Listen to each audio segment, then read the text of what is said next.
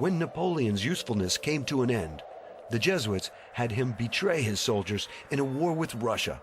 Like many of the founding fathers of America, the French soldiers were very nationalistic, and they would be a problem in the future plans of the Jesuits. After his defeat in Russia, Napoleon was forced to abdicate. Working in the shadows, the Jesuits made sure he was kept in reserve should he be needed. So Napoleon was sent to the island of Elba and given an annual pension of 2 million francs. Then, on August 7th, 1814, the unthinkable occurred. Pope Pius VII restored the Jesuit order. The Jesuits were revived in 1814 with the papal bull by Pope Pius VII, which brought them back into existence. The suppression of the Jesuits was to last forever. It only lasted 41 years.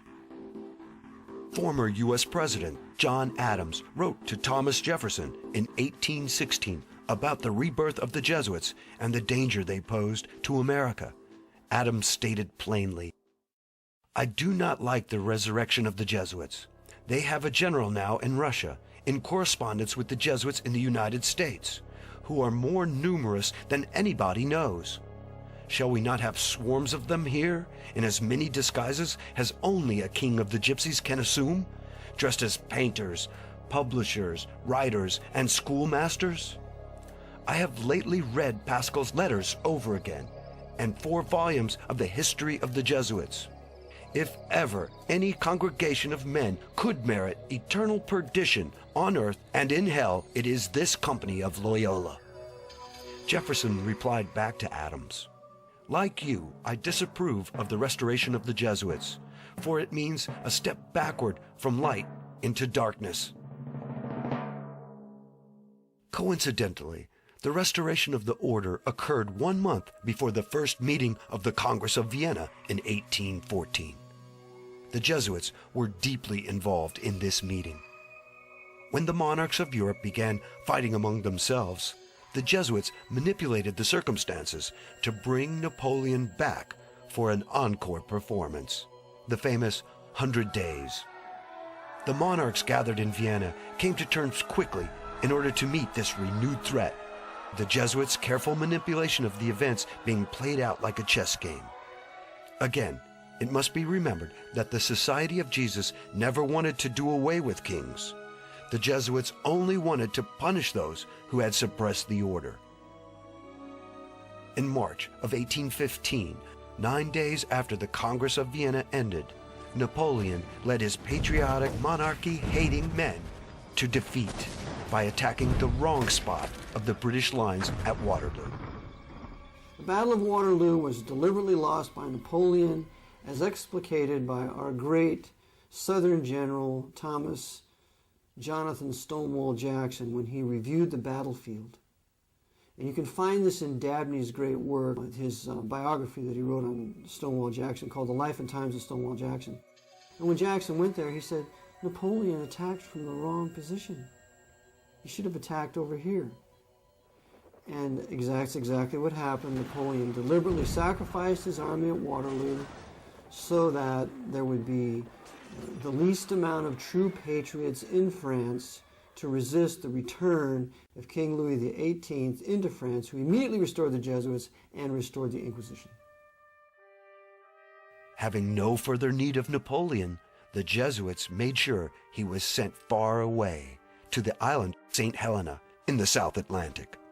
While there, he was poisoned and died in 1821.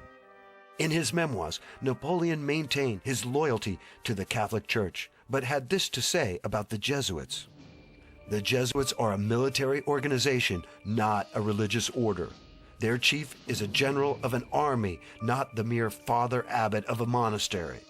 And the aim of this organization is power. Power in its most despotic exercise, absolute power, universal power, power to control the world by the volition of a single man.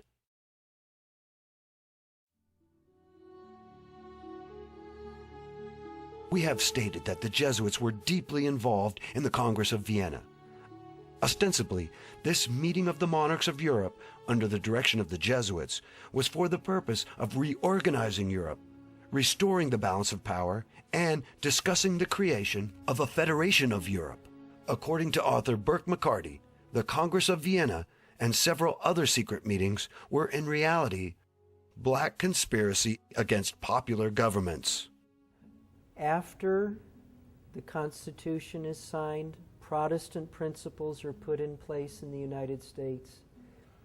You go into the early 1800s, the Napoleonic Wars are being fought in Europe, in Russia, but finally the Napoleonic Wars have stopped.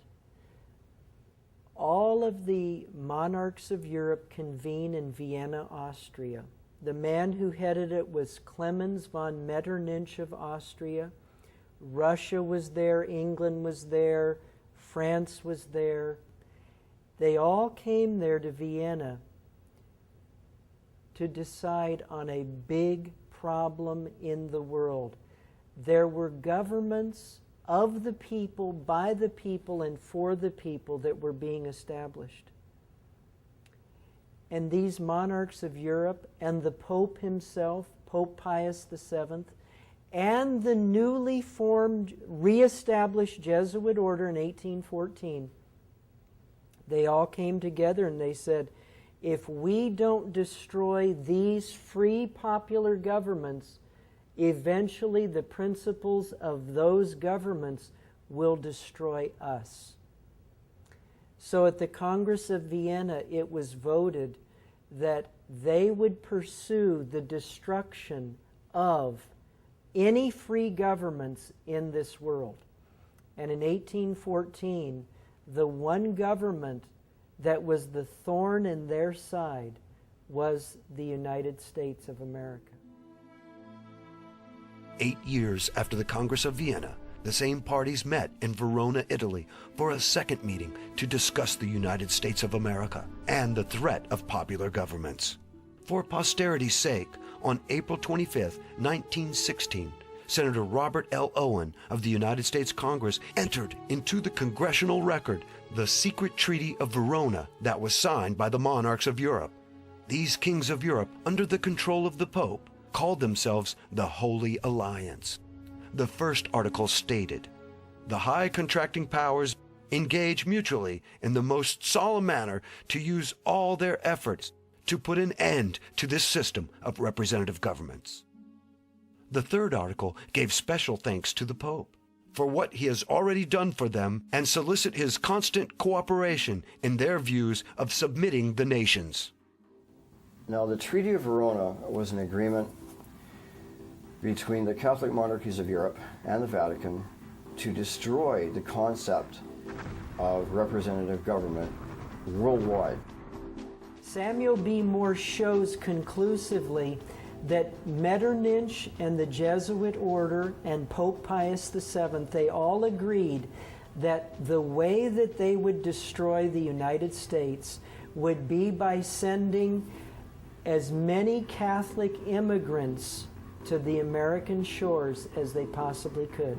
So thousands and thousands of Catholics were sent to the United States. Thousands and thousands of Catholic priests and many Jesuit coadjutors were sent to America to take over and destroy this government. The treaty was signed on November 22, 1822, in Verona, Italy, by Metternich of Austria, Chateaubriand for France, Bernstedt for Prussia, and Nesselrode for Russia. After reading the secret treaty, Senator Owens pointed out that the threat under the secret Treaty of Verona to suppress popular governments in the American republics is the basis of the Monroe Doctrine. This secret treaty sets forth clearly the conflict between monarchical government and popular government, and the government of the few as against the government of the many. Because of the congresses at Vienna and Verona in 1814 and 1822, there was an English statesman who was at both of those meetings. His name was Lord George Canning. And in Burke McCarty's book called The Suppressed Truth About the Assassination of Lincoln, it says in there that George Canning warned the United States government as to what was going on. Canning was in contact with a man by the name of John Quincy Adams, who was a congressman at that time.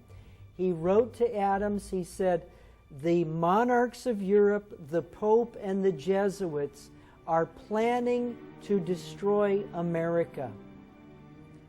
Quincy Adams took the information to the president at that time, a man by the name of Jim Monroe. We know him as James Monroe. James Monroe took the information, wrote to a former president who was still alive at that time. The man's name was Tom Jefferson, who was in retirement at Monticello. Jefferson wrote back to Monroe and he said, "This is the greatest affront to America since the Revolution." He said, "We need to do everything we can to oppose and stop this holy alliance set up by the monarchs of Europe, the Pope, and the Jesuit order." In his letter to Monroe in 1823, Jefferson said he did not want to pass up an opportunity of declaring our protest against the atrocious violations of the rights of nations by the interference of anyone in the internal affairs of another, so flagitiously begun by Bonaparte and now continued by the equally lawless alliance calling itself holy. America's response to these two Congresses was James Monroe's State of the Union address called the Monroe Doctrine, where he told the powers of Europe, he said, "You stay over there, you fight your wars in Europe, we'll stay over here. If you ever colonize in the Western Hemisphere, we will consider it an act of war." That was the Monroe Doctrine. But in our history books today, we read nothing of the role of the Pope and the Jesuit order to destroy America. Nothing is in our books today to that effect. But that's why the Monroe Doctrine was written. The Jesuits convened a meeting in Chieri, Italy in 1825 to discuss tactics for dealing with the Protestant nations. Unknown to the 13 Jesuits gathered for this clandestine meeting, a young novice named Leone was in the adjoining library. Leone could not believe his ears and began to take notes of what was being said for posterity. An English translation appeared in 1848. What Leone heard was no less than the Jesuit plan for world domination and the destruction of heretics, especially the heretics in Protestant America. As to the Jesuit plan for world government, you well know that what we aim at is the empire of the world. As to their plan for working in secret, let us prefer a secret war, which, though less brilliant, is more sure to bring us the advantage. Let us shun too much light. As to the Pope, also known as the Vicar of Christ, we may say that God designs for extermination, like the Canaanites, all the nations that obstinately refuse to enter into the unity of the Church, and that the Vicar of Jesus Christ is appointed to execute these judgments in due time. As to Protestant and non-Roman Catholics who do not join Rome, we have, however, one source of rejoicing. We cherish at the bottom of our hearts this principle that whatever does not unite with us must be annihilated. That Protestantism must therefore be utterly abolished. As to the Bible, then the Bible, that serpent which, with head erect and eyes flashing fire, threatens us with its venom whilst it trails along the ground, shall be changed again into a rod as soon as we are able to seize it. And what wounds will we not inflict with it upon these hardened pharaohs and their cunning magicians? The Monroe Doctrine was ratified in 1823. The Jesuit meeting in Chieri, Italy, took place in 1825. 1 year later, John Adams and Thomas Jefferson died on the same day. Both of these former presidents and defenders of the Constitution died on July 4th, 1826. What are the odds that these two men, so critical to the birth of the United States and enemies of the Holy Alliance, the Vatican, and the Jesuits, would die on the same day? The day they died was the 50th anniversary of the adoption of the Declaration of Independence. Autopsies were not performed on the former presidents, and it was assumed that they died of natural causes. Another strange coincidence would be the death of James Monroe on yet another 4th of July in 1831. Monroe left office in 1825 and supposedly died of tuberculosis 6 years later. It should be noted that the symptoms associated with arsenic poisoning, difficulty in breathing, dryness and tightness of the throat, seizures, and burning pain, are similar to those of tuberculosis. George Morgan commented on these strange circumstances in his book, The Life of James Monroe. Morgan states, "As John Adams and Thomas Jefferson had died on the 4th 5 years before, Monroe's death added to the wonder, as though a power aloft had taken cognizance of the peculiar patriotism of these mortal men and had translated them." Is it possible that the power aloft was not from heaven and was not benign? Perhaps this power was not looking at the nationalism and patriotism of these men with joy as much as with a vengeful eye, as the Jesuit oath clearly states. A Jesuit vows to make and wage relentless war, secretly or openly, against all heretics, Protestants, and liberals, as I am directed to do, to extirpate and exterminate them from the face of the whole earth. That when the same cannot be done openly, I will secretly use the poison cup, the strangulation cord, the steel of the poniard, or the leaden bullet. Others have even pointed out George Washington's sudden death in 1799 as very suspicious. There is evidence that the Jesuits assassinated a few American presidents before the war between the states. The first president they assassinated was George Washington. He was poisoned with anthrax. One of his 3 attending physicians was behind that poisoning.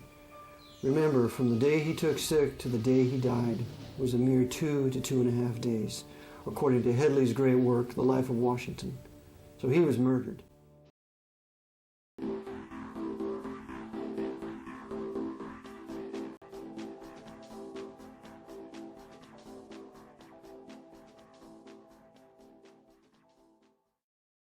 There is evidence that the Jesuits attempted to assassinate a few American presidents before the war between the states.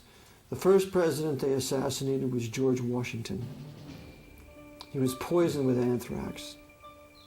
One of his 3 attending physicians was behind that poisoning. Remember, from the day he took sick to the day he died was a mere 2 to 2.5 days, according to Headley's great work, The Life of Washington. So he was murdered. Why would the Jesuits want to kill George Washington? Like Jefferson, Adams, and Monroe, Washington was first and foremost a nationalist and warned against foreign influence. He promoted a policy of neutrality and the avoidance of European alliances. Washington repeated his isolationist policy in his farewell address that was published in newspapers throughout the country. Washington wrote, "It is our policy to steer clear of permanent alliances with any portion of the foreign world." Besides this admonition to avoid foreign alliances, Washington loudly declared America should keep itself free from foreign influence. Against the insidious wiles of foreign influence, I conjure you to believe me, fellow citizens, the jealousy of a free people ought to be constantly awake. In addition to these publicly expressed opinions, Washington had acted swiftly to put down the Jacobin-inspired Whiskey Rebellion in 1793 with 15,000 troops. Instigating the rebellion was the French ambassador Edmond Guinet and the revolutionary democratic clubs that had sprung up in America. Guinet and the Democratic clubs were linked to the Jacobin clubs in France. In her book, World Revolution, Nesta Webster states, these Jacobin clubs were organized by the Revolutionary Committee under the direct inspiration of the Bavarian Illuminati. The Jesuits created the Illuminati and were thus working through the Democratic clubs in America. Washington never realized he was taking on the Jesuits when he crushed the Whiskey Rebellion. John Adams became president after Washington left office. During John Adams' administration, war with Illuminati-controlled France was averted, but Washington made it known he would not resist a call from Congress to assume command of the army. Furthermore, Washington endorsed the passage of the Alien and Sedition Acts that were designed to protect the United States from the extensive French Jacobin conspiracy. It is therefore no wonder that the vengeful eye of the Jesuits was focused on George Washington. After leaving office in 1797, Washington lived only 2 years and 9 months. From the onset of his illness in 1799 to his death was a mere 2 days. As with Monroe's death, the symptoms leading up to Washington's death were difficulty in breathing, tightness of the throat, and burning pain. Washington was only 67 years old when he died. Like Jefferson, Adams, and Monroe, there was no autopsy with Washington's death. However, the Jesuits made sure they had a servant on hand, Tobias Lear, to carefully plant the story that Washington had neglected to take off his wet clothes after coming in from his day of riding about his farms in snowy weather. Washington had taken cold, undoubtedly from being so much exposed the day before, and complained of a sore throat. Lear said this even though Washington explicitly told him that his great coat had kept him dry. According to Lear, we are to believe that George Washington, who survived the hardship of a winter at Valley Forge and other severe winters, did not know how to take care of himself in bad weather. The more likely truth is that Washington had opposed the plans and schemes of the Society of Jesus and was assassinated for his interference. Other American presidents, both in the 19th and 20th centuries, who would run afoul of the Jesuit order, would meet untimely deaths. For instance, the short presidency of William Henry Harrison. Harrison had been elected president on March 4, 1841. He would serve as president for only 35 days. At the end of March, the newly elected president came down suddenly with an illness and died. Many thought this was the result of his long inaugural address, which lasted over 2 hours in cold weather. But Harrison had been fine after the speech, and weeks had passed since the inauguration.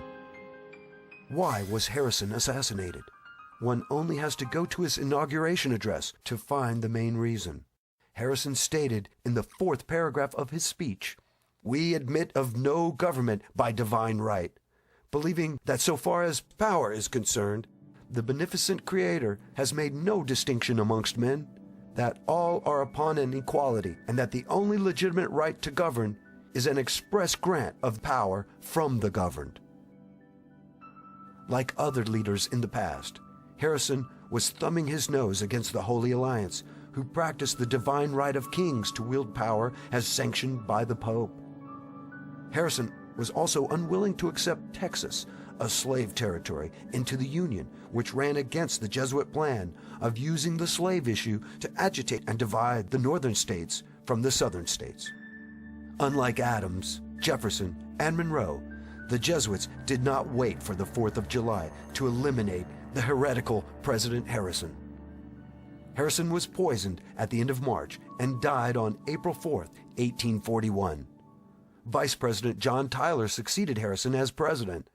The annexation of Texas was accomplished in 1845 under the watchful eye of the new president. Another president who died suddenly in office was Zachary Taylor. Taylor was elected president in 1848. Taylor was a Southern slaveholder who did not want to see slavery extended to any more areas of the country. Like Washington, Taylor was devoted to the Union of the American states. was very popular and was a military man. Another crisis over slavery occurred by the Jesuits in 1850. A compromise was being pushed to avert a split in the Union. Taylor did not like the compromise being worked out in Congress. On July 4th, 1850, Taylor attended the groundbreaking ceremonies for the Washington Monument. He was fine upon returning back to the presidential mansion. Then he became ill after eating some raw fruit that some say was a bowl of cherries. A violent fever came upon him. Senator Benton commented that the violent attack commencing soon after his return to the presidential mansion. Old Rough and Ready frustrated his assassins and managed to fight the poison for 5 days and avoided the 4th of July curse. President Taylor died on July 9th. The Jesuits removed a strong, unifying leader and replaced him with a more malleable president in Millard Fillmore.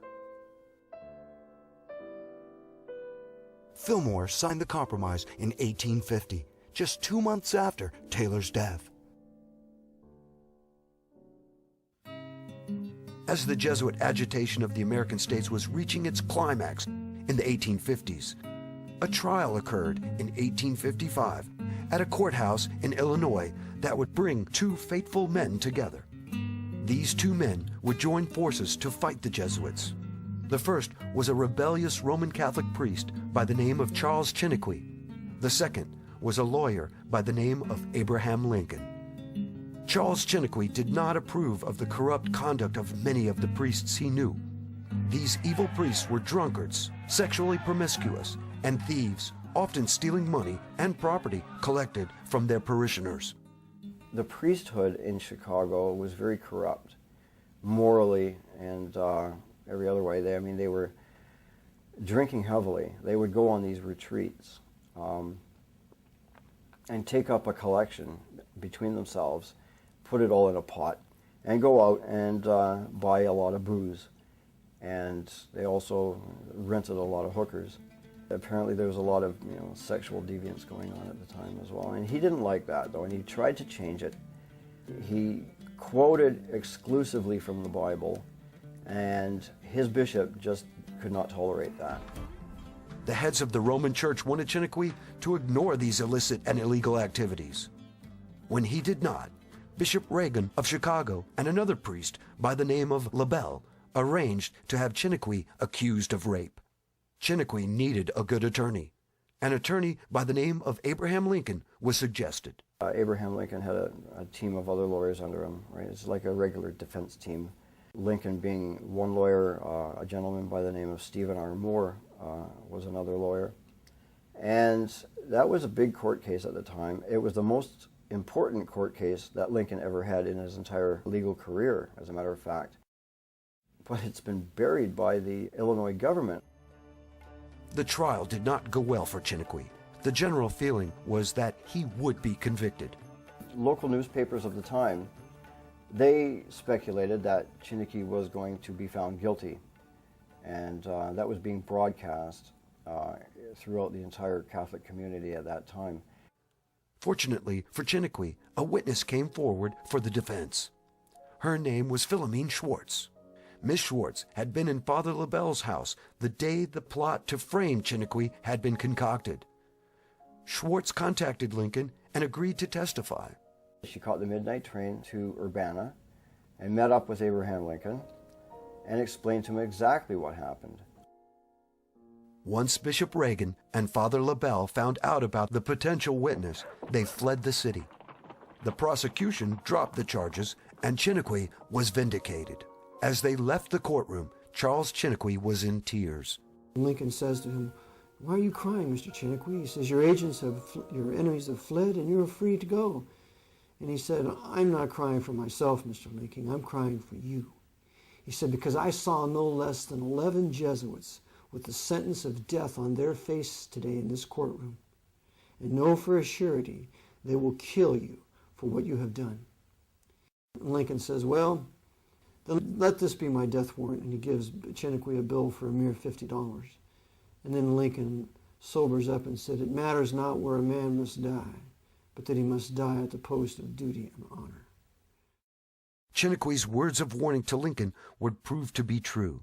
The conspiratorial hand of the Jesuits at work, a conspiracy to further their goal of a world under papal control.